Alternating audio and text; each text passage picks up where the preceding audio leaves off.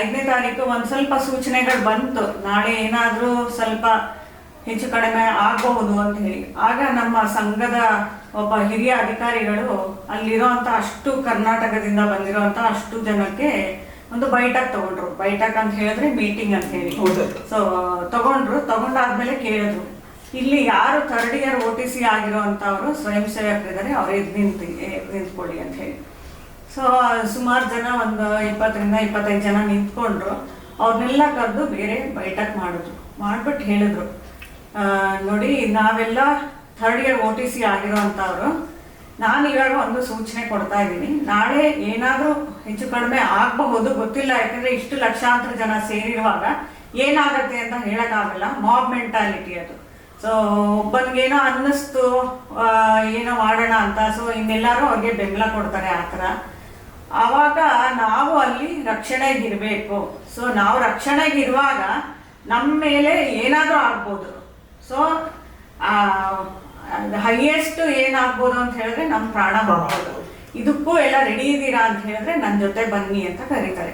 ಅಲ್ಲಿದ್ದಂಥ ಅಷ್ಟು 25 ಜನ ಕಾರ್ಯಕರ್ತರು ಹೇಳ್ತಾರೆ, ನಾವು ರೆಡಿ ಇದೀವಿ, ಬರ್ತೀವಿ, ರೆಡಿ ಇದೀವಿ ನಾವು ಅಂತ ಹೇಳಿ. ಯಾಕಂದ್ರೆ ಇದು ರಾಮನ್ ಕೆಲಸ ಆಗ್ತಾ ಇರೋದು. ಸೊ ಮತ್ತು ನಾವು 3rd ಇಯರ್ OTC ಆಗಿರೋ ಅಂತವ್ರು. ಸೊ ನಾವು ಎಲ್ಲದಕ್ಕೂ ರೆಡಿ ಇದ್ದೀವಿ ಅಂತ ಹೇಳಿ ಆ 25 ಜನನು ಹೋಗ್ತಾರೆ. ನಮ್ಮ ತಂದೆ, ನಮ್ಮ ಅಣ್ಣ ಮತ್ತೆ ನಮ್ಮ ಇಬ್ರು ಚಿಕ್ಕಪ್ಪಂದ್ರು, ಅವ್ರು ಅಷ್ಟು ಜನನು ಹೋದ್ರು. 4 ಜನನು ಹೋದ್ರು.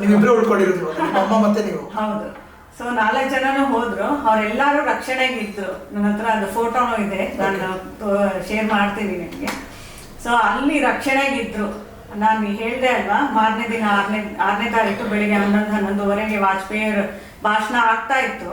ಆಗ ಒಂದು ಗುಂಪಿನ ಯುವಕರು ನುಗ್ಗಿದ್ರು ಅಂತ ಹೇಳಿ. ಆ ಸಮಯದಲ್ಲಿ ಇವರೆಲ್ಲ ಒಂದು ದಂಡಗಳು ಇಟ್ಕೊಂಡು ಅಲ್ಲಿ ರಕ್ಷಣೆ ಕಾರ್ಯ ಮಾಡ್ತಾ ಇದ್ರು. ಬಟ್ ಅವರು ಆ ಫೋರ್ಸ್ ಅಲ್ಲಿ ಇವ್ರುಗಳೇನು ಮಾಡಕ್ ಆಗ್ಲಿಲ್ಲ. ತುಂಬಾ ತಡೆದ್ರು, ನೀವು ಮುಂದೆ ಹೋಗ್ಬಾರ್ದು, ಏನು ಮಾಡಬಾರ್ದು ಅಂತೆಲ್ಲ ಹೇಳಿ. ಬಟ್ ಇವ್ರ ಕೈನಲ್ಲಿ ಆಗ್ಲಿಲ್ಲ, ಅದು ತಡೆಯಕ್ ಆಗ್ಲಿಲ್ಲ.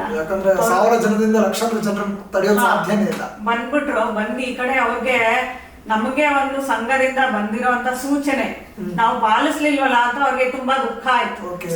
ಬಂದ್ಬಿಟ್ಟು ಇಲ್ಲಿ ಅವರ ಹಿರಿಯ ಅಧಿಕಾರಿ ಇಲ್ಲೇ ಗೊತ್ತಾಗುತ್ತೆ ಅವತ್ತಿನ ನಿಜವಾದ ಉದ್ದೇಶ ಆ ಕಟ್ಟಡವನ್ನು ಒಡೆಯೋದಲ್ಲ ಅಂತ, ಕರಸೇವೆ ಮಾಡೋದು. ಹೌದು. ಬಂದು ನಮ್ಮ ಚಿಕ್ಕಪ್ಪ, ನಮ್ಮ ತಂದೆಗೆ ಕಣ್ಣಲ್ಲಿ ನೀರ್ ಬರ್ತಾ ಇದೆ. ಸಂಘದ ಸೂಚನೆ ಅಂದ್ರೆ ಒಂದು ಭಗವಂತನ ಸೂಚನೆ ಅಂತ ಅವ್ರು ನಂಬ್ಕೊಂಡಿರೋಂಥವ್ರು. ಸೊ ಅಂತ ಸೂಚನೆನ ನಾವು ರಕ್ಷಣೆ ಮಾಡಿ ಅಂತ ಹೇಳಿದ್ರು, ಮಾಡಕ್ ಆಗ್ಲಿಲ್ವಲ್ಲ ಅಂತ ಕಣ್ಣಲ್ಲಿ ನೀರ್ ಬರಕ್ ಶುರು ಆಯ್ತು.